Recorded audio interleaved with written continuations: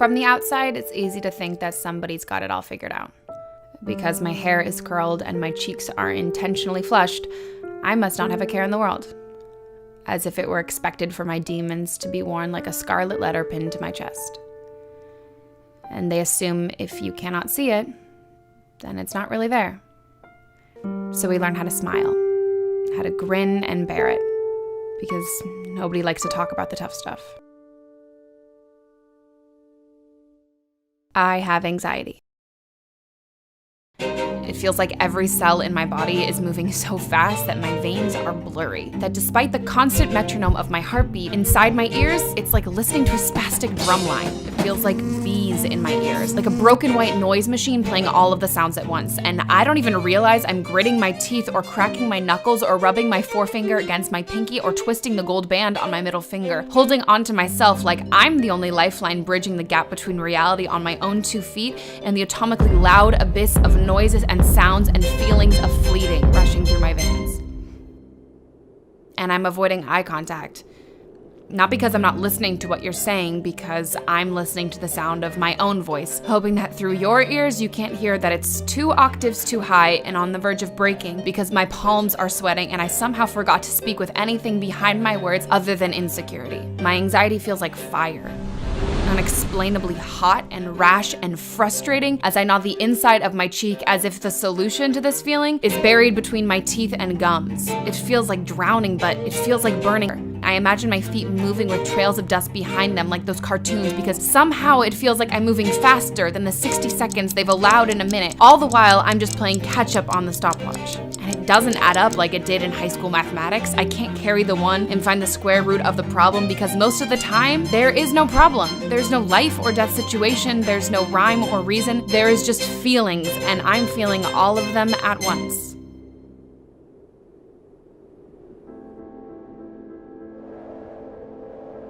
Some days are better than others. Some days are worse. But they're just days. And I've got more where they came from.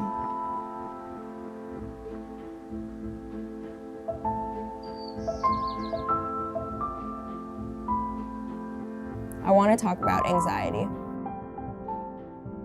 As teenagers, we feel all this pressure from society, from our parents, from ourselves, and it's so important that we open up about it.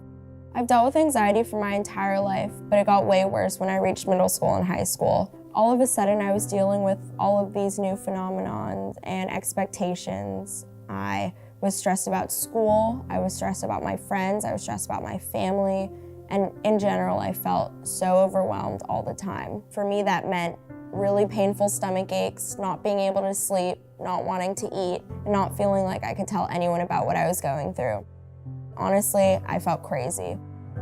I was so preoccupied with who was cool, who wasn't, what I could do to be cool, that I lost sight of things that used to be important to me, like my family and my friends.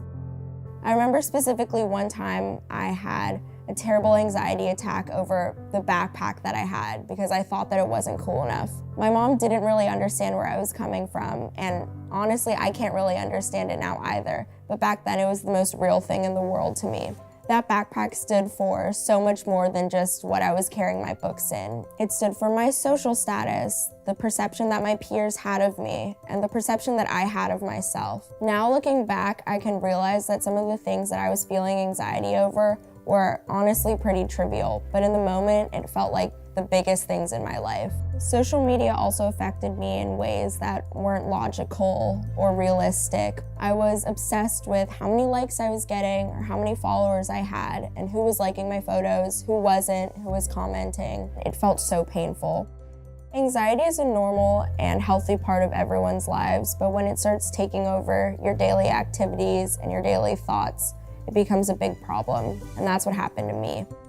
I've realized over time that anxiety is something that will be a part of me, but it doesn't have to control me. And once I learned how to conquer it and use it to my advantage, I wasn't scared anymore.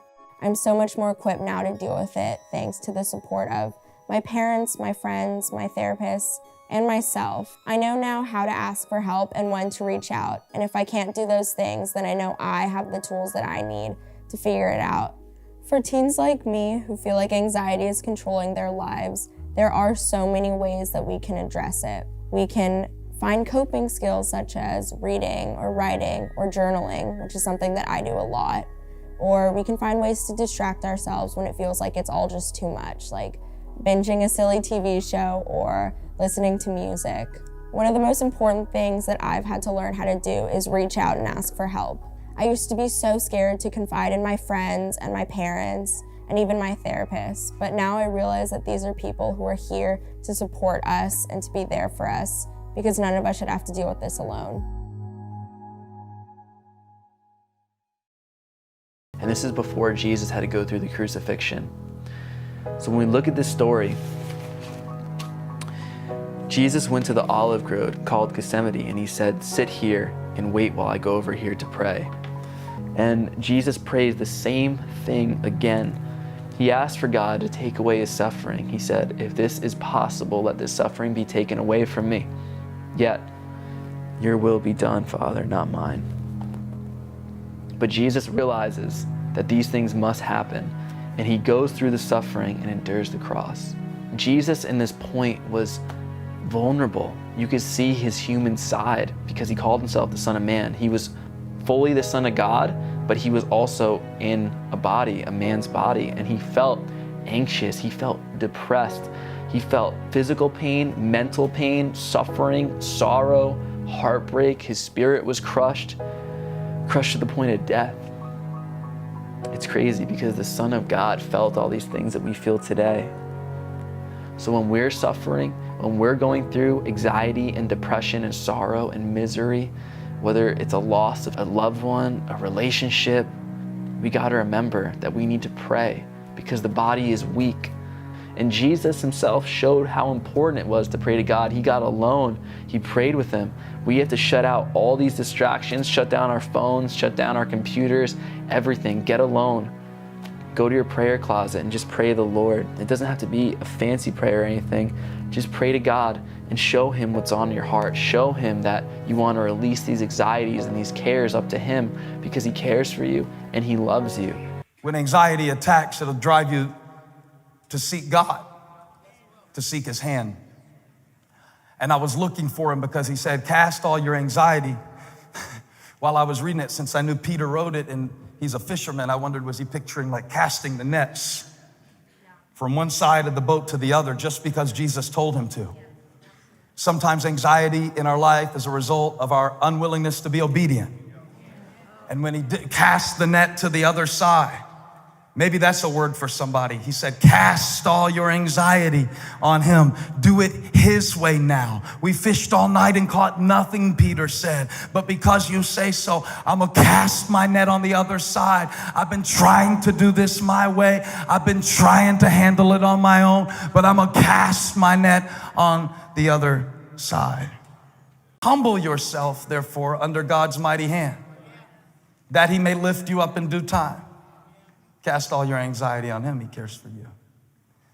To really understand the essence and profundity of the connection, you need to see a more literal translation of verses 6 and 7.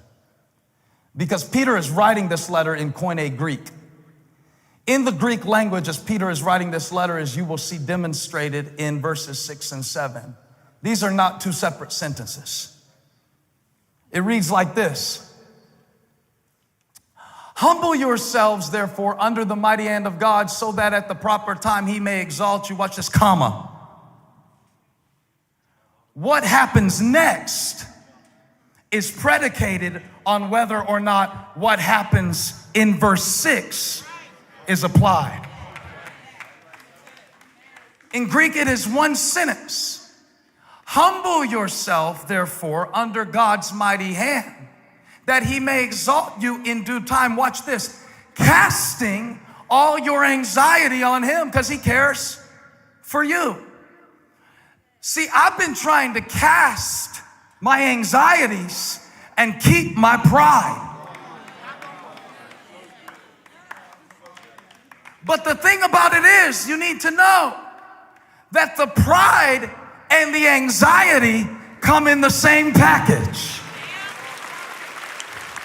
So if you insist on doing it your way, then expect to feel like the weight of the world is on your shoulders, because it is. You can't just do verse 7 because you decide to. God, take it off me. God, take it off me. I'm so worried, God. Make me not worried anymore. Don't you care if we perish? That's what Peter said one time in the boat. Don't you care that we're drowning? Don't you care? God, you said cast all my anxieties on you. I'm casting them. This isn't working. See, look at the word anxiety, because I'm telling the Lord in my prayers, I don't know if I can do it, and I don't know if I can do it, and I just need you to give me a sign that I can take the church forward in the next 10 years, and I just need to take this anxiety. I'm casting it on you, Lord. I am casting it on you. All of my anxiety.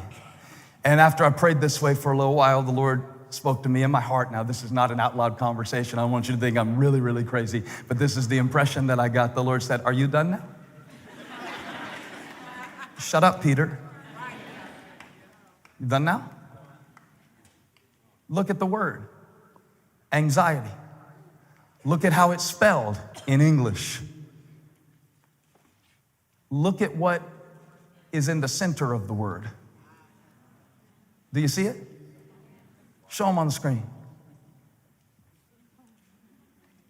At the center of your anxiety, if you really trace it, I'm not talking about a medical condition. I'm not a pharmacist. I don't know about all that. I am not a neurologist.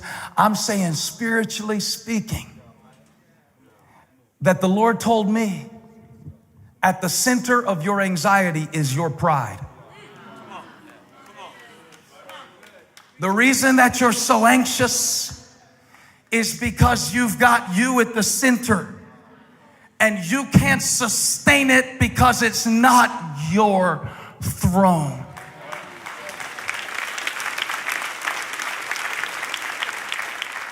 I mean, even listen to your language, the Lord said. I don't know if I have what it takes. I don't know if I can do it. I don't know if I can make it.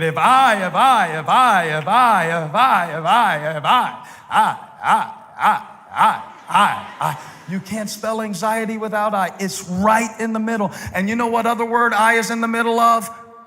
Pride.